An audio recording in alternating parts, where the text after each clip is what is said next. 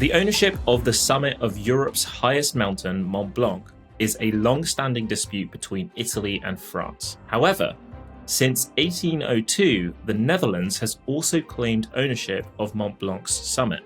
How? I'll say that again. The ownership of the summit to Europe's highest mountain, Mont Blanc, is a long-standing dispute between Italy and France. However, since 1802, the Netherlands has also claimed ownership of Mont Blanc's summit. How? You can just do it. I claim ownership. I was going to say, I'm also going to claim Mont Blanc's summit right now. I'm just going to invent a flag and stick it in there. All right, let me read the question again. Italy, France, Tom Scott, and the Netherlands claimed ownership of Mont Blanc. Okay, I've got two theories. You want to hear my two theories? Okay. Theory one. I didn't even wait for an answer. Theory one. The first person to summit it was from the Netherlands, and they put their flag down. Theory two, airspace. They just own the airspace that the summit is in. Okay. Was I close with either of those? I would say you weren't close with either, but one was closer than the other. I'm pretty sure it's not airspace because, like, the Netherlands is nowhere near the Alps. It is very famously quite flat, and a good bit of it's below sea level. Like, that's Exactly. It's where that you don't expect them. you always find the Dutch where you least expect them. That sounds rude, but I don't know if it is. For a second, I was like, wait, they share a border, right? I forgot what the map looked like. They don't share. They don't. Stop. Don't reveal that we're North American, Melissa. Put it away. I was like, wait a second, they're a little too far away from each other to share that.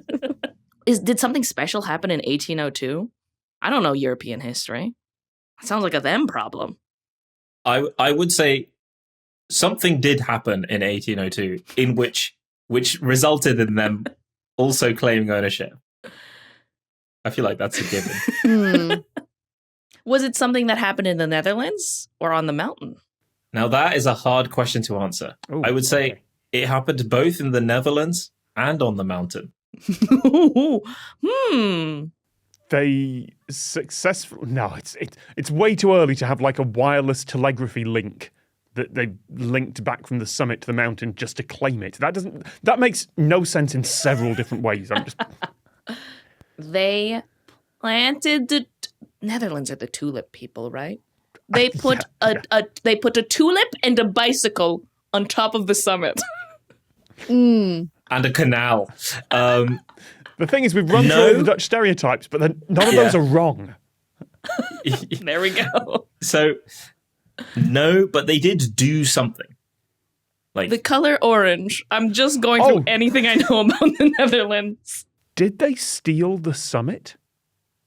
Did someone Dutch climb Mont Blanc, chip off the top of the mountain, and take it back to the Netherlands, and now there is a museum somewhere in the Netherlands with the former summit of Mont Blanc? That's so European. They love taking things.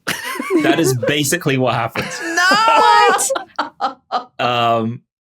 So they own a chunk of granite taken from the summit. Why would they do that? I guess you could just do that. Nothing's stopping you. In 1787, geology pioneer Horace Benedict de Saussure. Everyone in France just got angry and we're going to roll with it. Sorry, France. Not mean to pick on your pronunciation too much, but you said Horace, whatever, in the manner of someone from east of London dropping his H's. It was just Horace. Hello, I'm Horace. Horace de Benedict. Yeah. Led the first scientific expedition to Mont Blanc. At the summit, they dug for the highest peak of rock they could and claimed they had found the summit. They chipped off a piece of the granite and took it home. In 1802, the Tellers Museum in Haarlem, Netherlands, acquired items from the expedition, including the granite fragment, now known as the tip of Mont Blanc.